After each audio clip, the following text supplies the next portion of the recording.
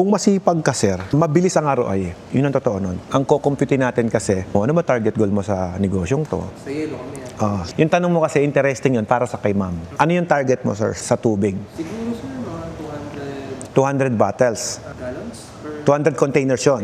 On 200 containers, how much you wanted to sell your water? Sa atin, 25.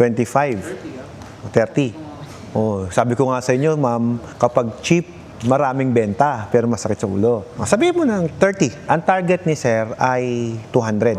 I-times natin sa 200. Ito per day, no? 6,000 pesos per day yan. Ito lang yung sa'yo, sir. I-multiply mo sa 30. 30 kasi ang water station, pangit yan pagka sinasara mo ng linggo. So, dapat 30 days ang operation. Para makuha mo yun, sir, ang sikreto naman natin, yung mag-day off ng linggo, pag day open mo ng Sabado. Para may karelyebo, alternating. Pwede po yun. Sunday talaga. Half O day, half Sunday. day. Okay lang yun. Yung sa inyo po, okay lang po yun. Ang point ko sa mga tauhan natin, pwede na silang pakiusapan. May mga religion na bawal magtrabaho ng Saturday eh. Sabihin na natin ganun. 180,000 po ito within a month. Kung kumikita ka ng gross sale mo, 6,000 pesos daily, i-multiply mo na lang sir sa 30, this is 180,000 pesos. Gross sale po ito.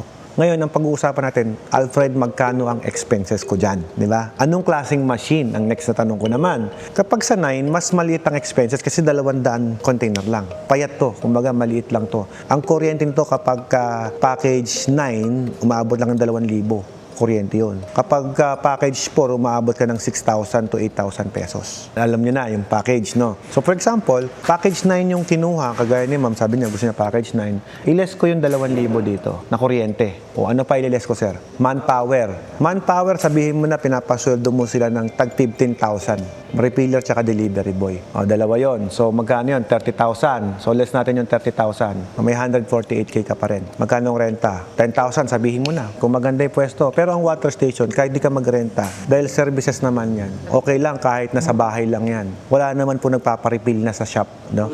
Puro deliver kasi, ma'am, bubuhatin mo ba yung galon papunta? Kahit si sir ayaw mo utusan bumili ng tubig doon yan. Di ba?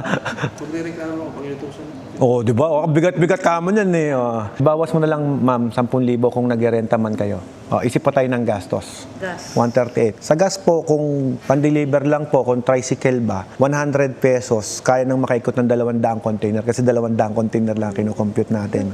Tricycle lang naman usapan, ha? Hindi four wheels. 220 to 200, 150 pinakamababa na. Pero malalayo yung biyahe na yon. Tricycle po kasi ito, ma'am. Saka depende sa lugar. Pag maraming ahunin, malalayo customer mo. Kaya nga sinasabi ko, pag nag-water station ka, isaturate mo muna yung malapit mo, yung vicinity mo, para yung galon mo hindi sabog-sabog, hindi kung saan mo kinukuha. Kung compute na 100 pesos, i-multiply na lang natin sa 30. So that's 3,000, ma'am. Bawas natin yung 3,000 pesos. May 135,000 ka pa rin. Bawas natin yung mga selyo-selyo, less 2,000. Ano pa, ma'am? Plastic. Bawal ang plastic sa kanila eh.